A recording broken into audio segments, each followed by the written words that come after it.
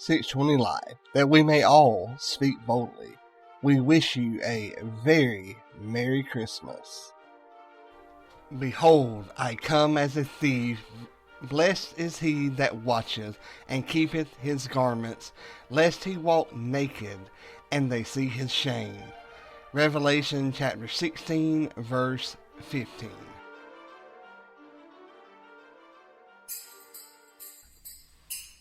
Now, Revelation chapter 16, verse 1 will start the final judgment on the beast and the dragon. And, you know, like I've said before, we know who wins in the end. Even though more often than not, it's really rough and tough on us to want to wait to see the vengeance that, you know, God is going to take on the enemy. But I believe in reading through Revelation, and if you've never read through it, I hope that you actually read through it and, you know, look at what happens to those who oppose Christ, those who are enemies of Christ, and especially to, you know, Satan and all of his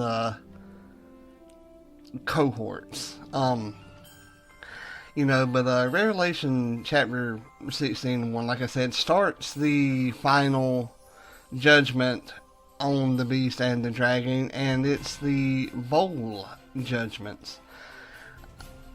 They are 7 angels that are given each a bowl, and these bowls are, you know, God's wrath that he's going to have the angels pour out onto the wicked. And each of these judgment bowls, like I said, are going to be poured out.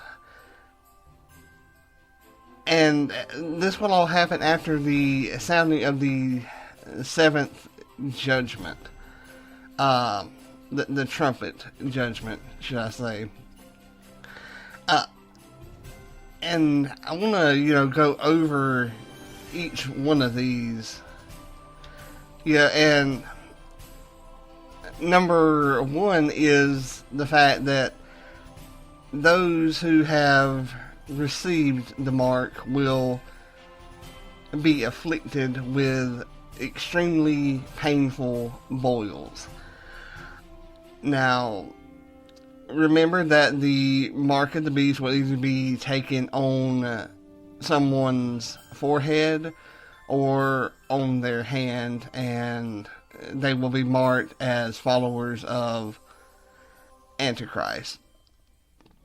They will have a chip inserted into them, which will allow them to make, you know, financial purchases, which will give them probably access into certain areas, and, you know, so that the beast and all of the cohorts there will know who follows them and who doesn't. And it's very, very likely, especially when you look at cell phones in today's time with the GPS, you know, function there. And while, yeah, using it for maps and, you know, location services and all that, it is really cool. It's really helpful, really, really useful, more times than not.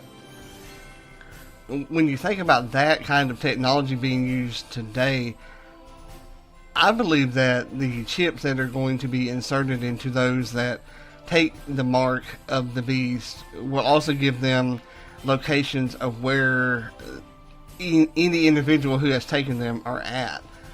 They will be able to then find them. You know, they will be able then to execute them if they feel the need is necessary.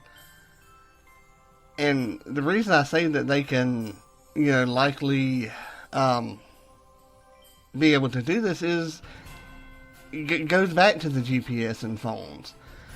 And I can't remember off the top of my head the name of the microchip that is inserted into, like, dogs and cats and all that in the vet's office, but I mean, they're using the chips for them to be able to find them and locate them. So it's no stretch at all for it to, take place with humans. But back to the first one where the mark, causes the people who have it, or the judgment causes those who are marked to receive the painful boils. Let's take a look at that verse really quick here.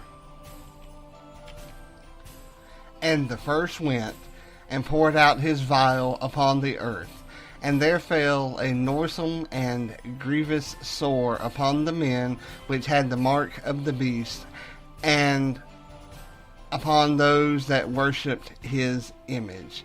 Revelation chapter 16, verse 2. I really wanted to take a look at this verse and, read it out as I plan on doing for each of the different, and I'm fighting really hard not to say boil judgment, because the first one is a boil, but of the first of the bowl judgments here. But what exactly is a boil for those that don't really know?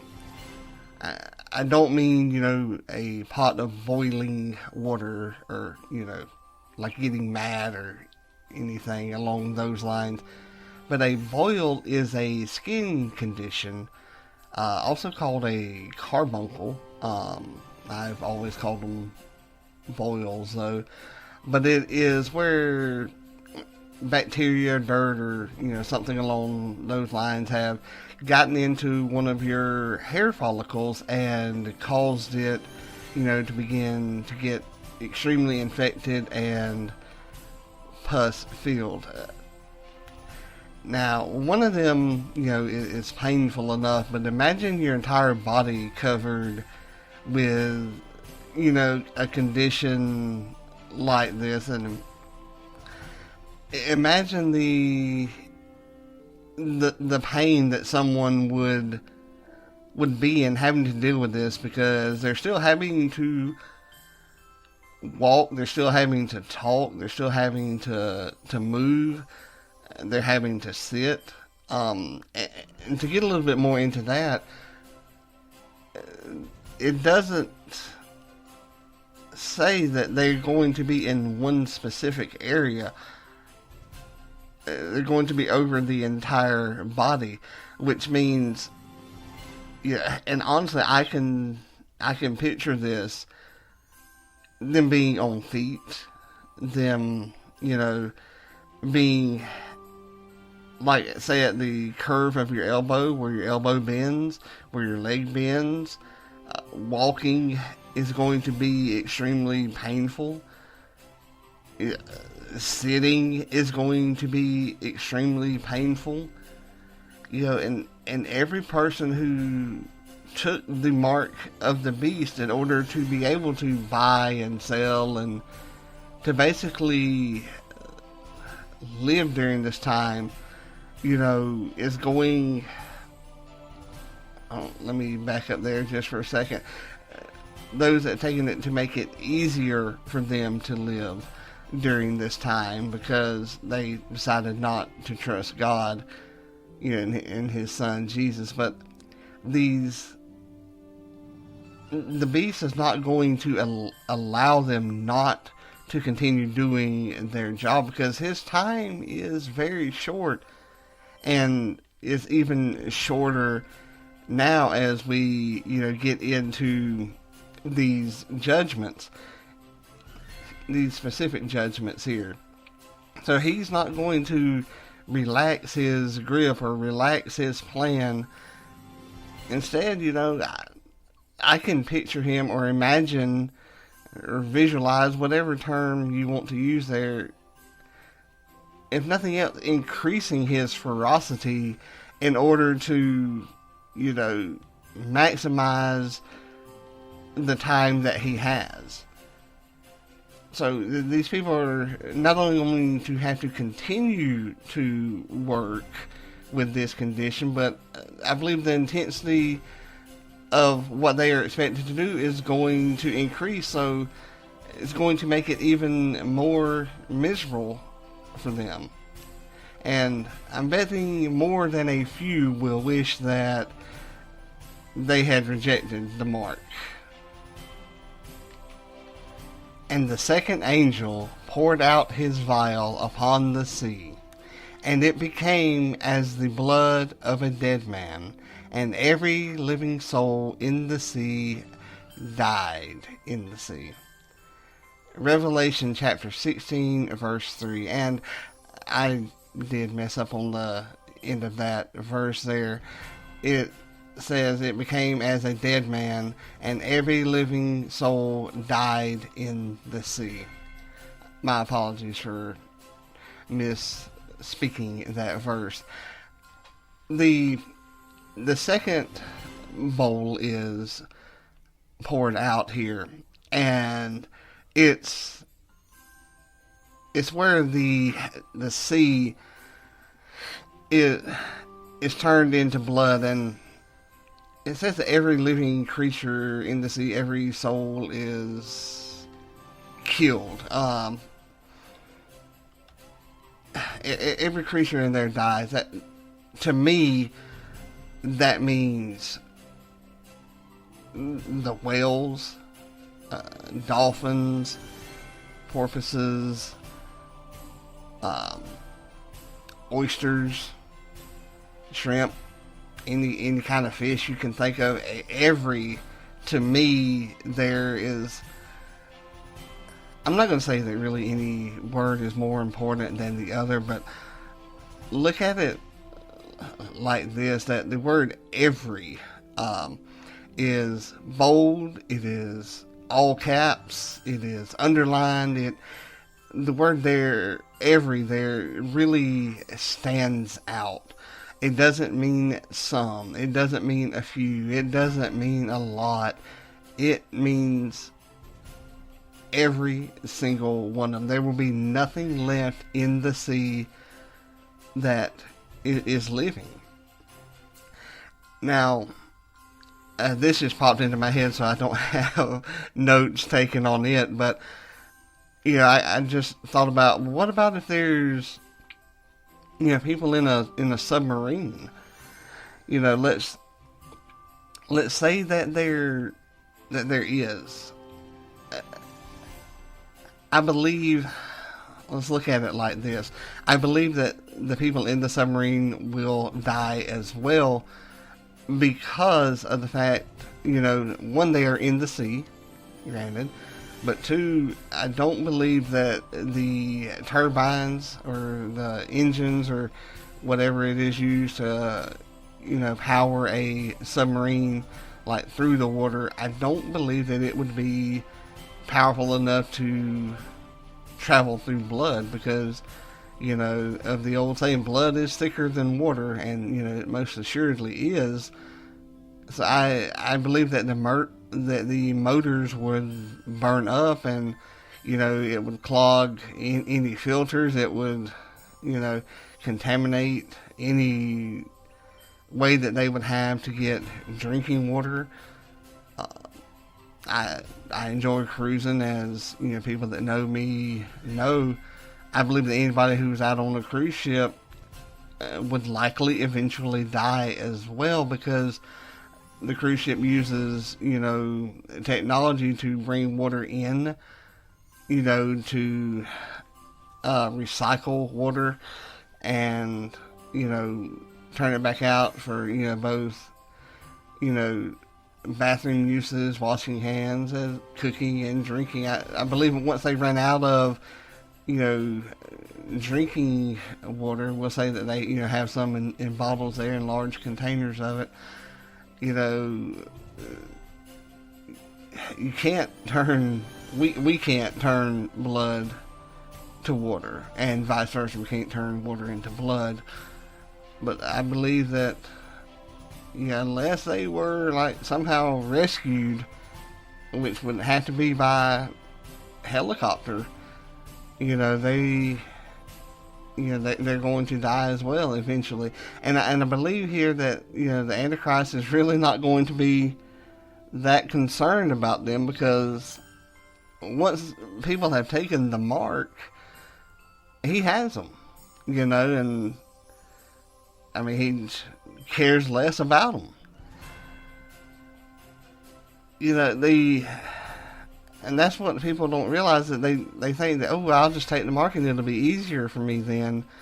You're taking something to make it easier now for a short time, and selling your soul to the Antichrist, to the devil, in exchange. And when it comes to that, wouldn't it be better, and of course it is better, to believe in Christ, to accept Christ, and to have just a few more years, or a few more days, a few more months, whatever, of rough, hard living, in order to know that you have eternity in heaven. And, I look at, let's just say years. We'll just say 3 years to give us a base point here. 3 years of rough, harsh, hard, tough living, as opposed to 3 years of it making it easier by taking the mark. You take the hard living by accepting Christ, knowing that your eternity is going to, quote unquote, be a life of ease. I mean, you'll be in heaven worshiping God for all of eternity, as opposed to taking the mark for 3 years of ease on earth during the end times, where you will, for eternity, suffer, for all of eternity.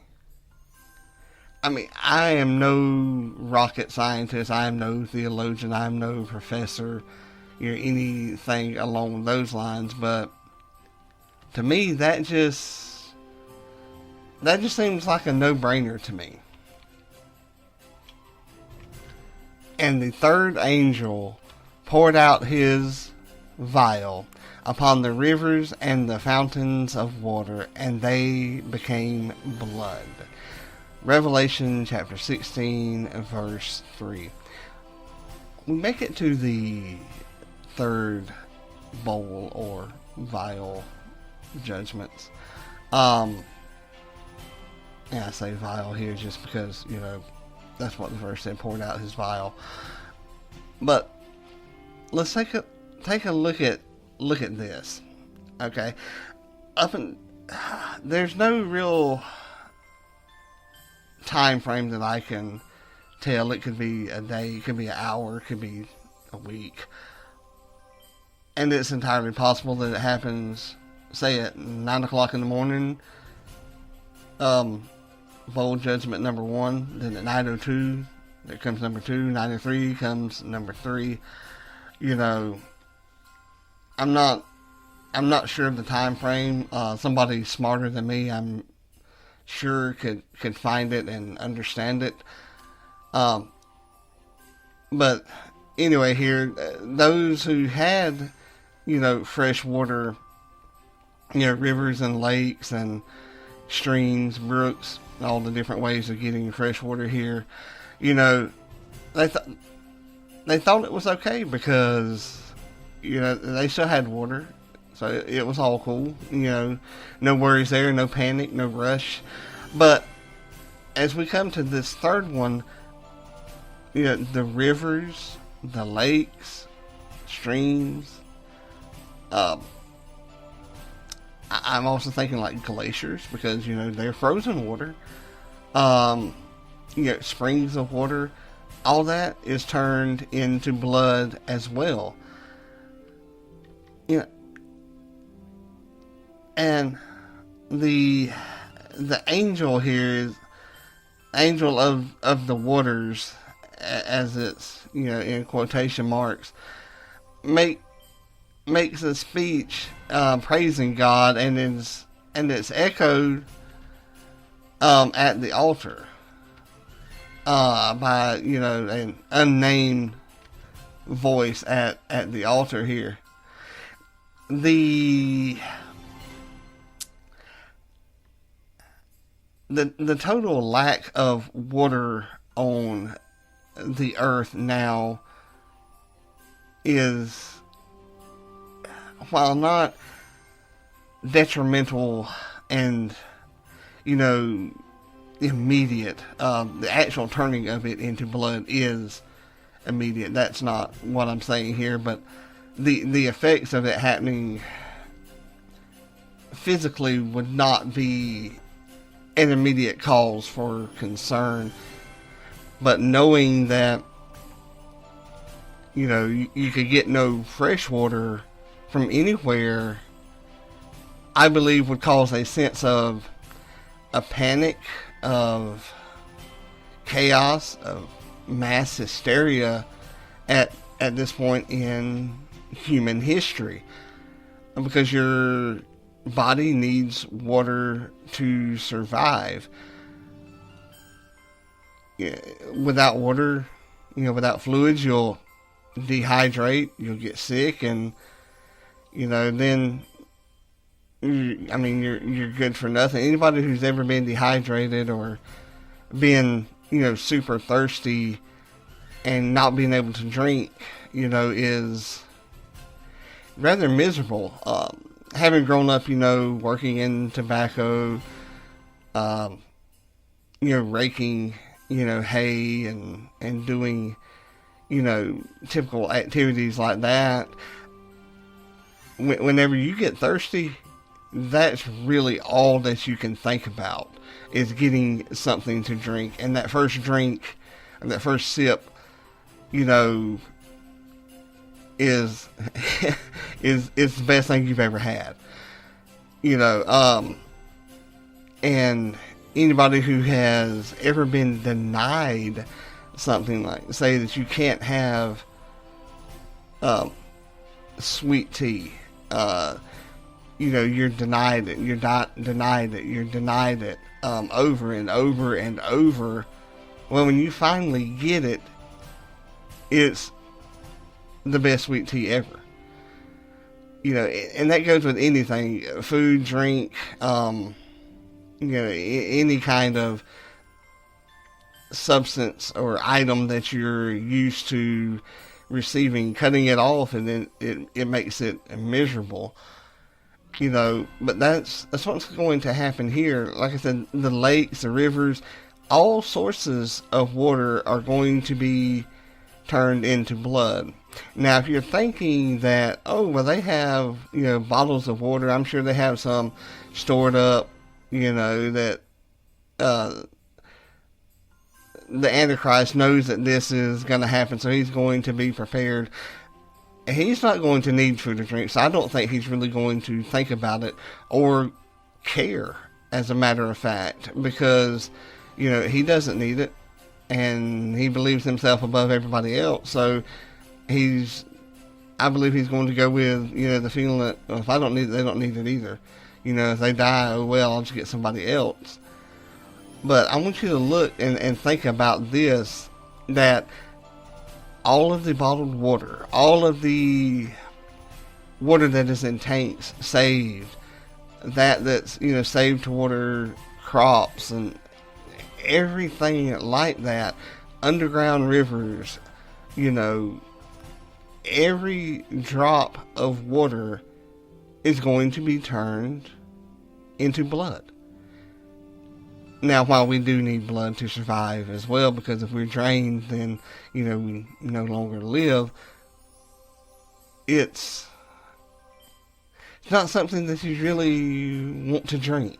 I have this strange feeling that it wouldn't be as satisfying, as a bottle of water. Would you rather have a glass of water with ice and the condensation being, it being so cold that the condensation is on the glass and dripping down so much that you have to put a coaster underneath it to absorb the moisture? Or would you rather have, an ice cold glass of blood? But wait just a second. You can't even have that, because, ice made of water, it'll be blood as well.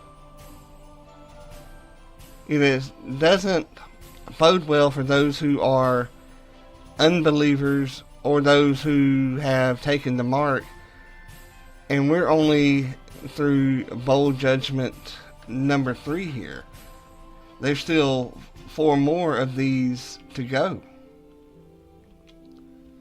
I do thank you for joining me for the first 3 of these bowl judgments. And while there's still 4 left to go, I hope and pray that you will return for the next 4. I don't want the episode to get extremely long here, so I'm going to cut these up. Again, thank you for listening, and I hope you all have a very Merry Christmas. And God bless each and every one of you. And remember to like, share, and subscribe. I greatly appreciate it.